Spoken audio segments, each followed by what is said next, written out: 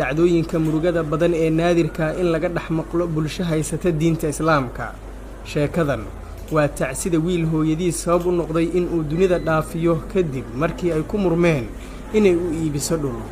Subaxan waa murugo weyn, waxay ehelada iyo asxaabta u diyaar garoobayaan aaska hooyo Salaado Suudi oo wiilkeeda Cabdulqaadir Cadaan Yalaxow uu ku midiyay degmada Kaaraan ee gobolka. Assalaamu calaykum waraxmatullaahi wabarakaatuh. Somali Action kusoo dhawow fadlan haddaad ku cusub tahay la wadaag asxaabtaada, la wadaag walaalaha. Arrin la yaab la maanta waxaa ka dhacday magaalada Soomaaliya xamar bay arrin ay la yaab leh ka dhacday degmada Kaaraan. waa adduun cajaa'ib aan ku jirno. degmadaas maanta waxaa ka dhacay degmada Kaaraan maanta waxaa ka dhacay nin hooyadiis ku dilay oo hooyadiistii macaaneyd ee dhashay adduunyadan ilaahay ka sokow keentay 9 bilood caloosha ugu soo dhibaatoonaysay midi halkaa dhuunta ka geliyay ay sidaana u dhimatay.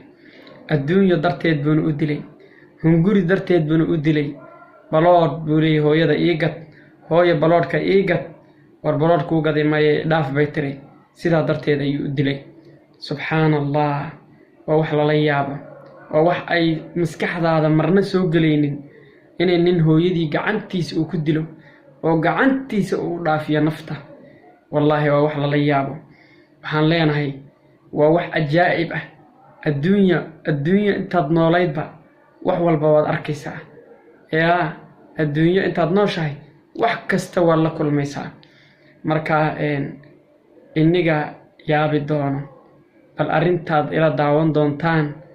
wiilkaas dadkii meesha taagnaa makhraatigana ka ahaa baan in tusi doonaa insha Allah.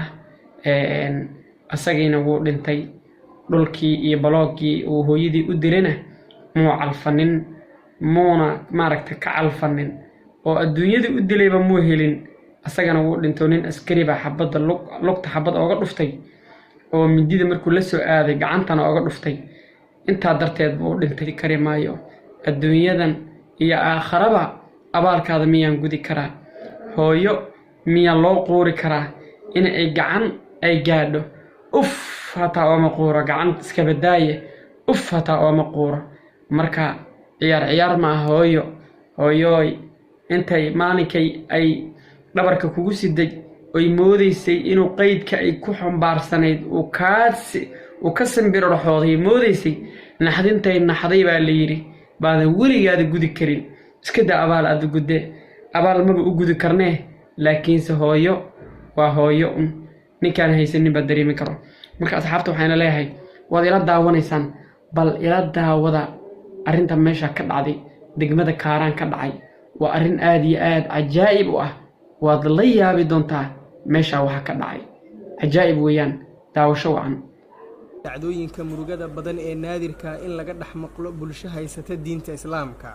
sheekadan waa tacsida wiil hooyadiis sabab u noqday in uu dunida dhaafiyo kadib markii ay ku murmeen inay u iibiso dhul.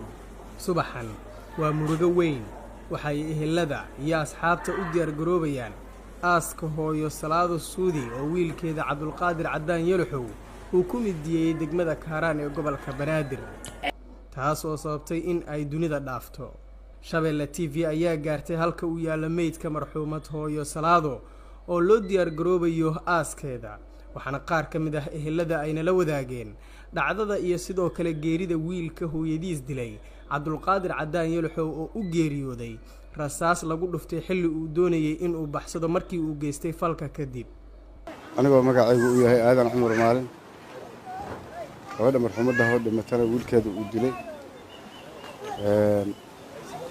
alxamdulilaahi rabbil caalamiin. isagana hadda uu dhintay.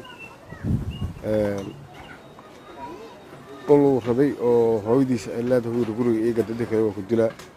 wiil la dhashay uu dhaawacay, toorey wadnaha ka geliyay. waxba ma gaar, waa fiican yahay alxamdulillah. isbitaalku yaallaa. wiil kaloo diris ahaa sidoo kale isla dhaawac u yahay. isbitaalku yaallaa. in askariga waa dhaawacay. askariga markuu tooreyda ku dhuftay xabad lugta looga dhuftay. xabadda markii lugta looga dhuftay oo haddana gacanta kula soo booday tooreyda, markaas gacanta xabad looga dhuftay ilaa askariga naftiisu badbaadsanayay. أنا الحمد لله رب العالمين haddana waxaan diyaar u nahay meydkii inaan aasno insha allahu masaajidkaan sugaynaa janaasada inaan ku dukanno hadda oo aan meydkii aan qaadno hadduu alla idmo wiilkii waa dhintay wiilkii hooyadiis dilay isagana waa dhintay xalay 4 saac u dhintay naxabo kuma dhicin waa xabad lugta loogu dhuftay iyo gacanta xabad loogu dhuftay keliya oo ninka askariga isku badbaadinaya naftiisa isku badbaadsanaya qorigiisa iyo macnaha xabad loogu dhuftay ma dooriye waaba shaqadiisa ahayd waaba isticmaali jiray maangallay inaan gacan bili aadan iska daayo hooye gacan bili aadan oo kale in musiibo inugu noqoto Allahi subhanahu wa ta'ala baan ka maangallay dhalinyarada waxaan leeyahay war maandooriyaha iska daayo oo jibnooniga dheel exercise-ka gym-ka tag wax kale ku bedelo intaad balwad isticmaali lahayd balwad naftaadii bay u daran tahay naftaadii baad dayacaysaa naftaadii baad dhibaataynaysaa adigoo dhan waad duruufaysanaysaa dhibaataad naftaada u keenaysaa caafimaad darri baad naftaada u keenaysaa marka wax kale ku bedelo siina sheer gareeya barnaamijka waa arrin la yaab leh inaad hooyada aad gacan u qaado disho ilaahay subxaanahu wa tacaala baan ka magangalnay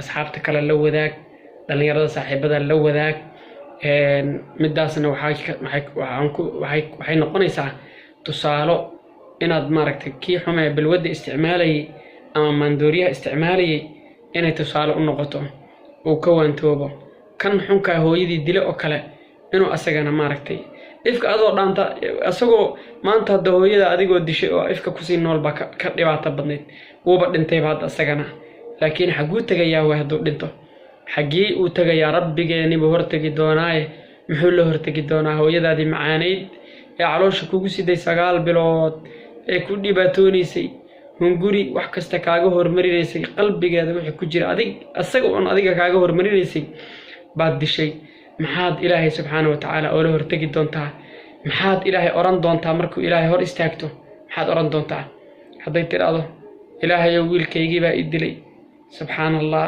soo dhibaata maaha soo calool xumi maaha sii shargaree barnaamijka waa Somali Action fadlan ku soo biir siina shargaree السلام عليكم ورحمة الله وبركاته.